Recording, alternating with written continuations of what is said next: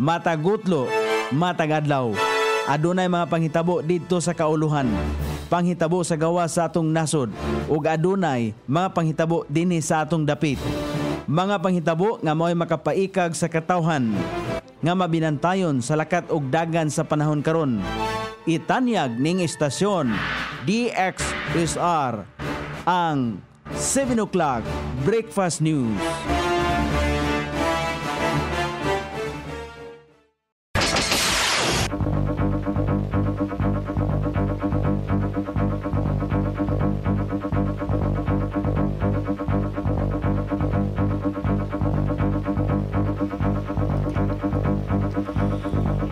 Ikala, kumusta? May buntag Iligan, may buntag Mindanao, may buntag Pilipinas.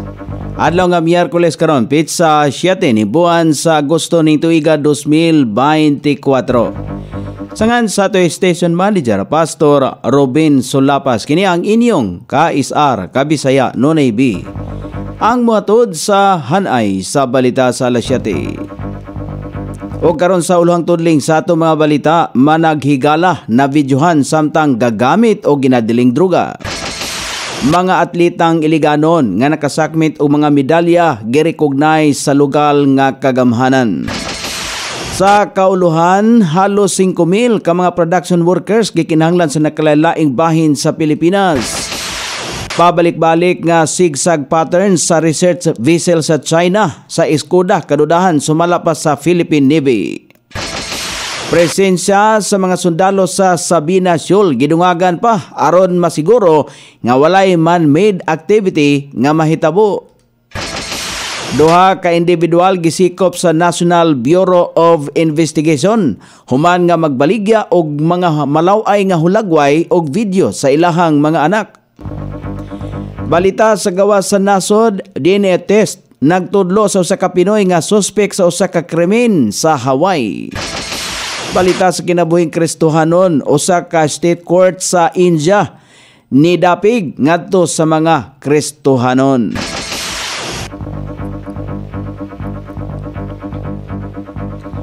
Kini ang ulohang tudling sa atong mga balita nga dalit kanato ning istasyon. DXSR 106.7 sa inyong FM dial. Ang bugtong radyo sa dakbayan sa Iligan nga nagsibiya sa balang kasulatan, pinasubay sa inspired and preserved, not simply dictated, King James Version sa Anchor Broadcasting Corporation. O karon sa kompleto nga detalye, una sa balita dinhi sa Iligan, nasapnan sa mga operatiba sa Iligan City Police Station 2 si alias Harley o Jason sa aktong paggamit og droga nga sa niaging gabi sa Purok Matinabangon sa Barangay Suarez ning Dakbayan. Nakuhaan pa sa mga otoridad og video ang duruha nga aktong paggamit og droga. Tungod kay walay insaktong sirado ang panimalay sa suspek nga si Harley. Nakumpiska usab gikan kang Harley ang duha ka dagkong pakete sa gidudahang droga sa iyang bulsa. Gibanabana nga motimbang kini og 10 gramos. Lakip sa nakumpiska sa mga otoridad ang mga drug paraphernalia. Wala na gilimod sa mga suspek ang ilaang salaod nga nabuhat tungod sa video. Ana karon ang mga suspek sa kustodiya sa Police Station 2.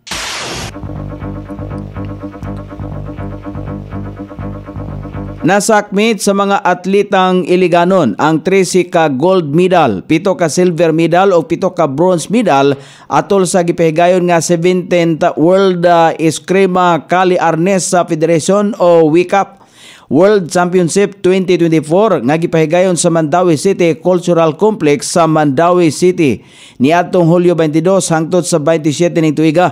Girekognisar sa lokal nga kagamhanan pinagi sa City Sports Office ang kadaugan nila ni John Michael Espina, Bright Balukan, Olga Mi Saladaga, John Kian Daniel, Chiksi Morning Buhion, Denmark Arevalo, Chelsea Maunday Buhion, Rysel Angel Liorag, J. Michael Chavez o Nawawi Pamaloy sa Arnes Philippine Team nga nakuha ang duha ka gold. Ang WICAP nagpromote sa Filipino martial arts sa stick fighting nga gipahigayon matag duha ka tuig.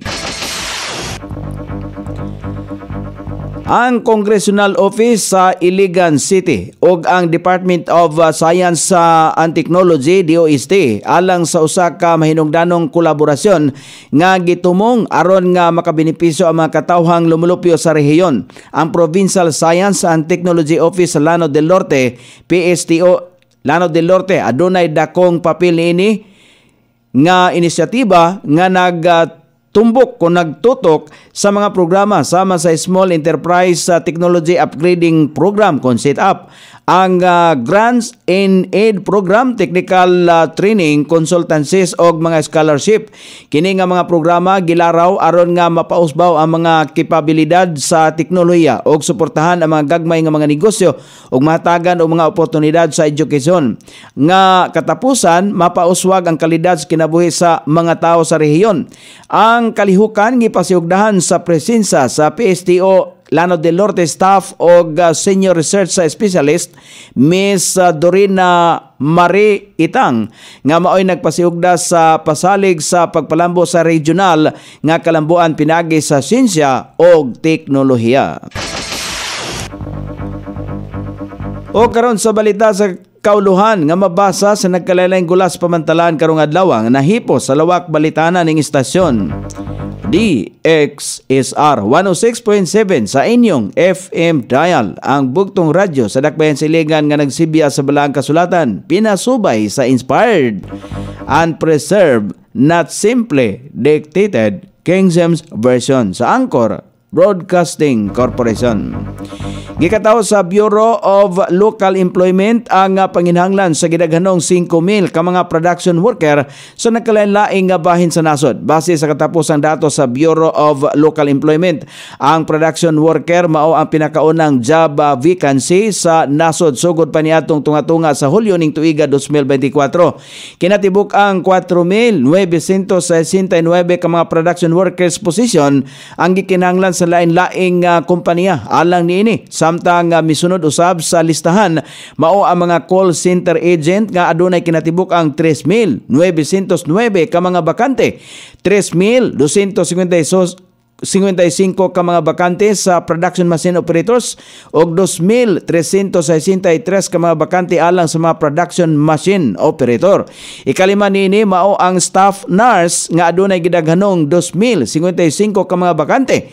Ang naasong datos sumala pa sa Bureau of Local Employment ang base ra usab kini sa report sa mga Public Employment Service Office PISO Employment Information System sa tibok nasod. Samtang makaplagan usab ang naasoy mga bakanting trabaho sa PhilJobNet, usa ka job matching portal nga gidumalahan sa gobyerno.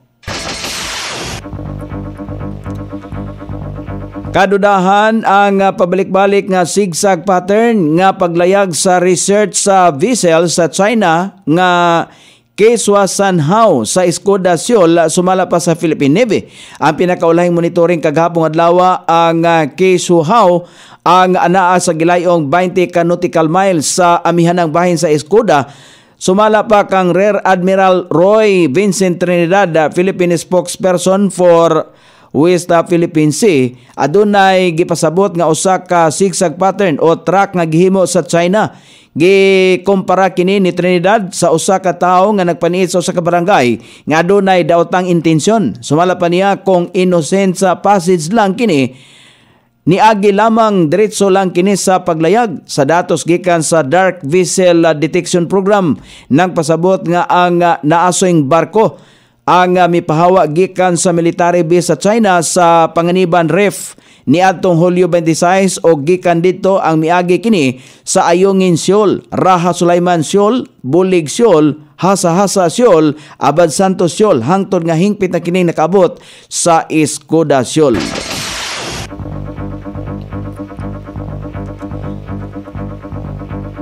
Gidungagan pa sa Armadong Kusog sa Pilipinas ang ilang presensya sa Sabina Shoal sa bahin sa West Philippine Sea. Kini pinasubay sa nadiskobring nagtapok ng mga dugmok ng mga coral reef.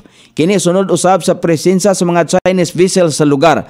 Samtang sumala pa kang Philippine Navy spokesperson for West Philippine Sea, Rear Admiral Roy Vincent Trinidad, tumong sa pagdugang sa ilang presensya sa Sabina Shoal aron masiguro nga walay man-made activity nga mahitabo sa Shoal. Gipatinaw usab ni Trinidad nga walay nahitabong standoff sa lugar. Nagbantay og nagmonitor ang militar sa lugar. Gikumpirmar usab ni Trinidad nga naka-deploy sa lugar ang Monster nga barko sa China busa gibantayan gihapon kini sa Philippine Navy. Gihimakak usab ni Trinidad nga ang Sabina Shoal mao ang bag-ong flashpoint sa West Philippine Sea dispute. Dugang pa sa opisyal nga ang flashpoint sa West Philippine Sea dispute mao ang illegal, coercive, aggressive o deceptive action sa China nga karon ang sentro sa bilateral consultative meeting sa Department of Foreign Affairs o Chinese Foreign Ministry. Namonitor sab sa Armadong Kusog sa Pilipinas ang presensya sa Chinese survey vessel sa Sanhao sa Sabina Shoal sa nakalabay nga napulo kadlaw. Ang nasoing Chinese survey vessel naglibot-libot sumala pa sa Sabina Shoal. Gisikop sa mga sakop sa National Bureau of Investigation sa lungsod sa Caloocan ang duha ka individual nga sumalapay nalambigit sa pagpamaligya og malaway nga larawan o video sa ilahang mga anak sa internet. Sumala pa ni NBI Director Jaime Santiago nakadawat sila og impormasyon nga nagagikan sa ilang foreign counterparts sa US hinungdan aron maglusad sila og operasyon batok sa mga suspek. Subay sa impormasyon nagtanyag sumala pa ang mga suspek og mga parokyanong sa mga parokyanong banyaga nini og malaway nga content sa ilang mga anak. Nagatubang na karon ang duruha sa kasong qualified trafficking o violence against women and children. Anaa sa kustodiya usab sa NBI ang unom ka mga naluwas nga mga biktima nga pulos mga anak sa suspek. Sa pagkakaroon, ipailalom na sa NBI forensic investigation ang mga nakumpiskang gadget nga nakuha gikan sa naasoing operasyon. O karon balita sa gawa sa nasod, gikumpirmar sa usa ka DNA test nga suspect ang usa ka Pinoy sa usa ka krimen sa Hawaii nga nahitabo niadtong 1991. Ang nasoing Pinoy ana sa 51 anyos suspect sa mga krimen nga rape, kidnapping o murder sa usa ka turista sa Hawaii. Naaresto o na ang nasoing Pinoy apan pipila ka mga adlaw na pagawas tungod sa kakulangon sa ebidensya. Nataho nga nagpakamatay ang nasoing Pinoy human nga siya nakagawas gikan sa bilangguan. O karon sa balita sa kinabuhing Kristohanon, nagpagawas og verdict ang Kerala State Court sa nasod sa India nga gawas nun ang duha ka Kristohanong ilisdan ang ilahang relihiyon sa mga education certificate. Sumala pa sa korte, walay katungod ang bisan unsang relihiyon nga ipabilin kini sa katawhan tungod lamang nga naanak siya nga dala sa relihiyon sa iyang mga ginikanan. Dugang pa sa korte, gawas no nilang mailisdan ang ilang relihiyon sa legal nga pamaagi gikan sa Hindu ngadto sa Christian. Sumala pa usab sa korte, ana sa konstitusyon nga gawas nun ang mga katawhan may tungod sa pagsimba, ilabi na sa pagpili og relihiyon. O karon sa pagbanabana sa kahimtang sa dagan sa panahon ang low pressure area base sa pag-asa nga gipagawas karong nga buntaga ana kini mahimutang sa 575 kilometro sa amihanang bahin sa Itbayat, Batanes, samtang ang hangin habagat padayon makaapektar sa Central, Southern Luzon ug Kabisayan.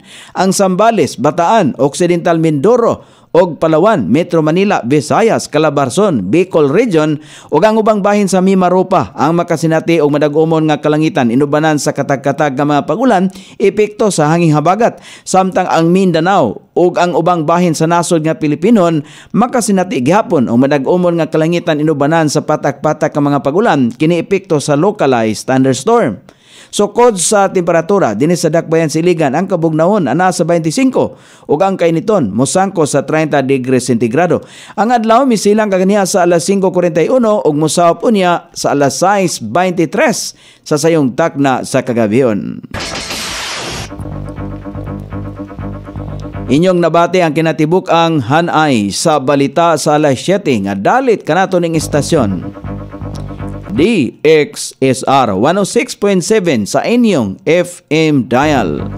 Ang bugtong radyo sa dakbayan sa Iligan nga nagsimbiya sa balaang kasulatan, pinasubay sa inspired and preserved.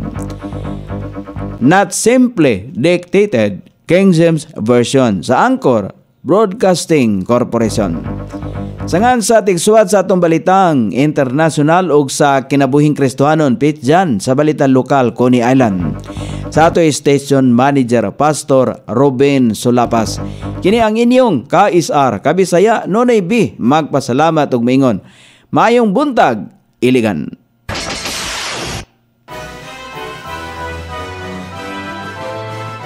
Inyong nabati ang 7 o'clock breakfast news hangtod na usab og mga adlaw sa samang takna o sa samang istasyon. Daghang salamat sa iyong pagpaminaw ug maayong buntag.